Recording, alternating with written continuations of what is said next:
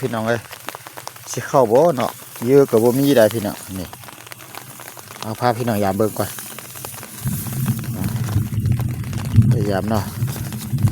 เยอะกับบ่มีตัวนี้นะอู้นี่บักเท่าตัวหนึ่งละบ่พี่น้องเห็นบ่นี่บ่แม่นบ่หมานเด้อพี่น้องนี่ตัวบักใหญ่ปอดทุบปอดเอาเต้นไอ้เต้น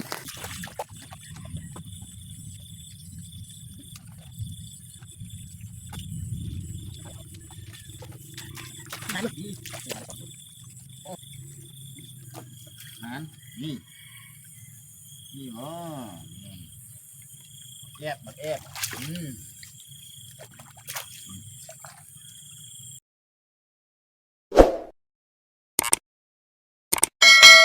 ถ้าสบายดีตอนเช้าพี่น้องจะพาพี่น้องไปยามต้มติ้นเลยว่าหลายคนเอื้อนกันว่าสาวน้อยต้มน้ำล่ะอยู่ทางหน้านี่ใส่ไว้ประมาณ7-8หลังนี่แหละพี่น้องเอ้ยตอนใส่ก็ขออนุญาตไม่ได้ถ่ายเด้อเพราะเขาใส่คำพี่น้องเพราะว่าป้องกันคนเขาไม่ยามกลางคืนนะก็เลยว่าใส่คำบ่ถ่ายเลยพี่น้องเอ้ยถ่ายไฟก็ไต้ฟื้นไต้ไฟใส่ก็บ่ได้พี่น้องเอ้ยเขาเห็นแล้วเขาก็มาคือเก่าอะไรเนาะเดี๋ยวนี้ก็ฝนตกได้มาพร้อมกับบรรยากาศสายฝนตอนเช้าๆพี่น้องเลยเนาะก็จะพาพี่น้องไปยามมันละจักจะเข้าบ่ก็ไปเบิ่งน้ำกันเนาะฝนก็หากับฝนว่าตอนเช้านี่ซื่อๆไปพี่น้องจะพาพี่น้องไปยามน้ำกันเลยเบิ่งน้ำกันฝนก็ฝนตกโว้ยพี่น้องเลยโอ้เข้าเนี่ยสูงดีขนาดเลยเข้านะพี่น้องเลยจะได้จักตัวจักแต้มบ่เพราะอันน่ะได้ปุ่นนี่เอาพยายามหลังแรกอยู่วันนี้แหละนี่หลังแรกก็อยู่นี่หน้าชีบเข้าเนาะบ่เข้าพี่น้องเอ้ยเยอะก็อยู่คือเก่าบ่เข้าดอกนี่บ่เข้า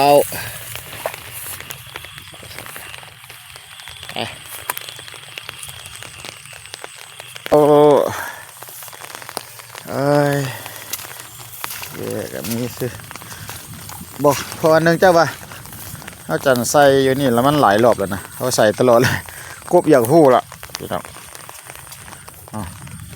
กบหู้เขาใส่เลยต้มมันนะน้ำมันกับบากาเต้นขึ้นละ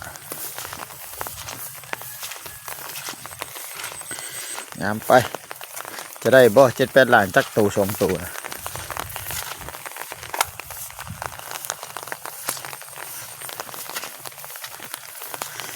ถ่ายไปยาวๆเลยเด้อพี่น้องเด้อไปยาวๆน้ำกันเลยเด้อ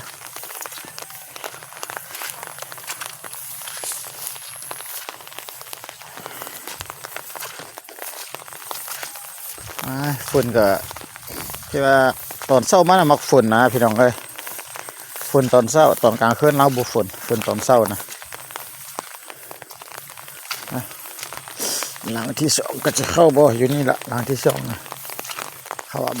เบิ่งน้ำกันเลยเรือมิจิลีกับจักหลังที่2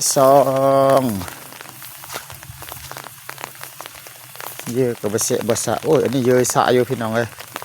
สิเข้าบ่เนาะเยอะกับบ่มีได้พี่น้องนี่เอาพาพี่น้องยามเบิ่งก่อนพยายามเนาะเยอะกับบ่มีตัวนี้นะอู้นี่บักเท่าตัวหนึ่งละบ่พี่น้องเห็นบ่นี่บ่แม่นบ่หมานเด้อพี่น้องนี่ตัวบักใหญ่ปอดทุบปอดเอาเต้นไอ้เต้นไอ้เต้นนี่เอากันเด้อน้องเอ้ยขออนุญาตอันน่ะนั่นก่อนพี่น้องยามันจะออกใหญ่ขนาดหุ้มคาอยู่พี่น้องน้องเอ้ยนี่นะไปว่าเนาะนี่ซ้ำนี่แบบประมาณนี้แหละได้ปุ่นอยู่แบบนี้นะคักในบุญใหญ่นี่จากมันมาแต่สายล้างก่อนล้างที่2แค่บาทให้ละไอ้นี่แหละ ไปยามไปก่อนจึงค่อยไปสรุปกันอยู่เพื่อนพุ่นละจะได้จักตัวอ๋อโอ้ตัวนี้ยังบ่มีสายยาง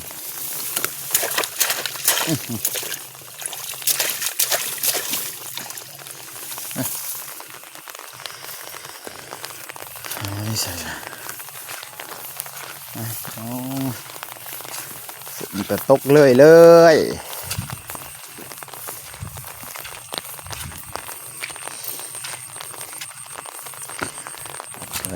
ตกเลย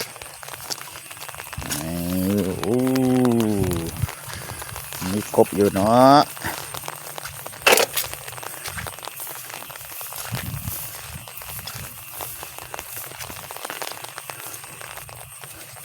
นี่แถวนี้บ่ใส่ดอกสิมาดีบ่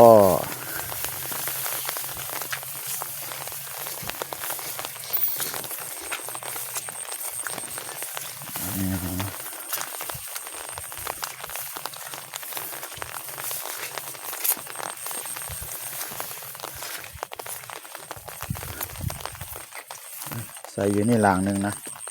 ไปเอากันไปพี่น้องเลยอยู่นี่หลังหนึ่งสิเข้าบ่โอ้บ่เข้าอันนี้นะเยอะก็อยู่คือเก่าเลยนะเยอะกับบ่แตกบ่สั่นยังถ้ามันเข้ามันนั่นได้พี่น้องนี่ว่าละบ่เข้าเห็นบ่ไปหลังนี้บ่เข้า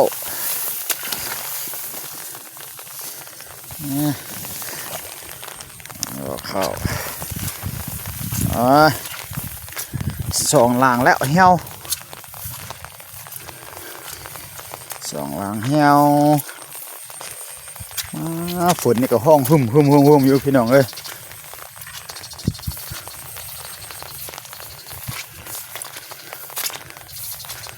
ตื่นมาแล้วก็ฝนเลยไปเบิ่งหลังนี่กันเบิ่งเด้อหลังหลังที่สี่โอ้หลังนี่ก็จะเข้าบ่เข้าบ่ก็เยอะก็บ่สะบ่เสะอย่างน่ะบ่เข้าติแหน่บ่เข้าว่าล่ะเยอะบ่แตกบ่สะอย่างนี้บ่เข้าพี่น้องเอ้ยหลังนี้พอบ่จันใส่หลายเทื่อก็กบหู้ล่ะว่าเขาใส่ตุ่มเต้น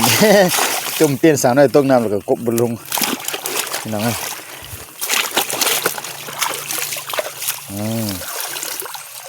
้ยยามันก็จะได้อยู่บ่สองตัวนี่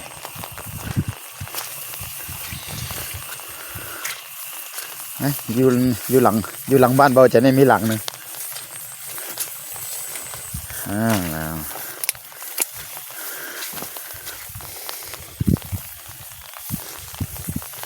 อยู่หลังบ้านนี่นะอยู่นี่มีหลังหนึ่งนะเข้าบ่หลังนี่โอ้หลังอย่างนี่ก็ยายยืดแตกอยู่ได้จะปูเข้าบ่เบิ้งโอ้ยบ่เข้าพี่น้องเลยนะ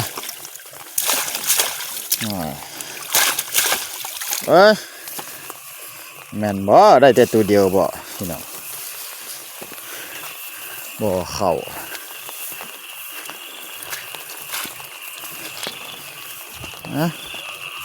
ปลานี่ก่อน5หลังแล้วพี่น้องเอ้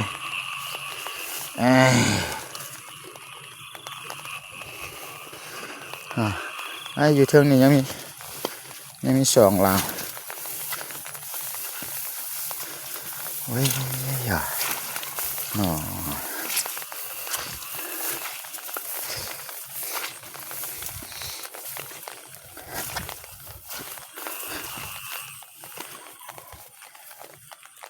เบิ่งหลังนี่เบิ่งดูโอ้หลังนี่มีเยอะแสะอยู่โอ้กบออกเลยตีนี่คันเข้ากับพี่น้องเลยนี่เยอะนี่อีปูตัวหนึ่งหัวเข่าน้องอีปูตัวเดียวซื่อๆให้ยางอ่อนละพี่น้องเลยยางอ่อนแล้วก็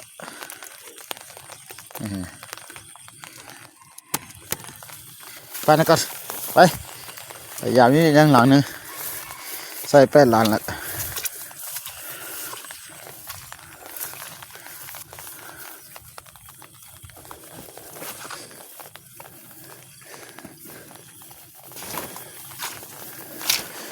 างนึงใส่เนาะวันนี้เข้าต่อไฟใหม่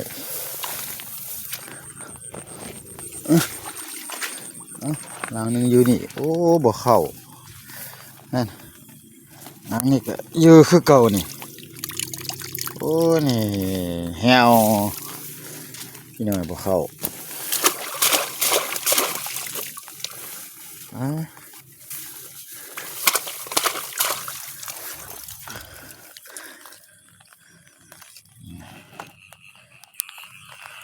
พี่น้องไว้เบิ่งยังหลังเดียวชุดท้ายอยู่นี่อยู่เจียกำแพงเบาจันนี่นี่เอาไว้ไปเจียกำแพงนี่โอ้เม็ดบ่เข้าพี่น้องเลยพวกกว่าตอนมาใส่มันก็ทั่วหินจริงยังอยู่นะพี่น้องเรียกว่าเป็นยังไงเนาะนี่ฟังในเสียงกบเสียงขี้ท้องเนาะว้านี่ล้างชุดท้ายล้างเดียวล้างชุดท้ายไปเอาตุ้พอเอาตุ้มนี่ก็บอกนี่เกือบลืมไปนี่ก็ได้เกือบลืมไปแล้ว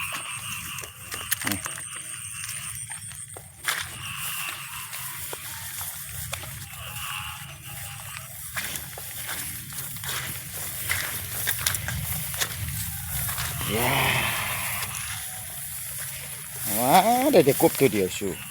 กับปูตัวหนึ่งเก็บเอานี่ก่อนนี่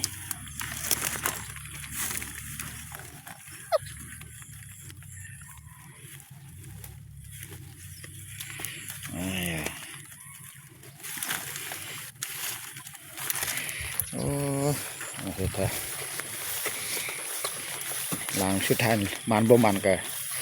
สิตั้งกล้องให้พี่น้องเบิ่งก่อนตั้งกล้องแล้วไปยามเอาพี่น้องไงนี่เบิ่งไหมเมื่อวานน้ำแห้งเมื่อใดนี่นี่น้ำเข้าอีกแล้วพี่น้องในโบกนี่เมื่อวานน้ำบ่มีแต่น้อยเดียว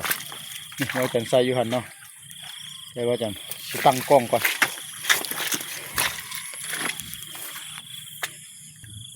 พี่น้องบ้านนี่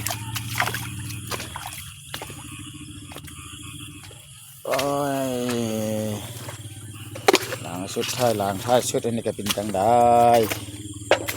นะว่าจะตั้งกล้อง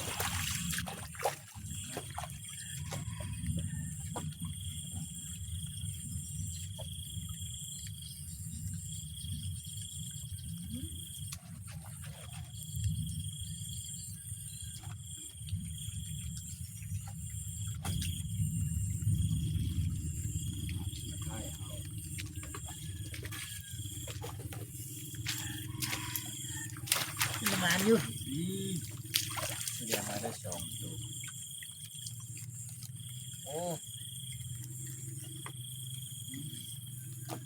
นั้นนี่อ๋อแอบบักแอบ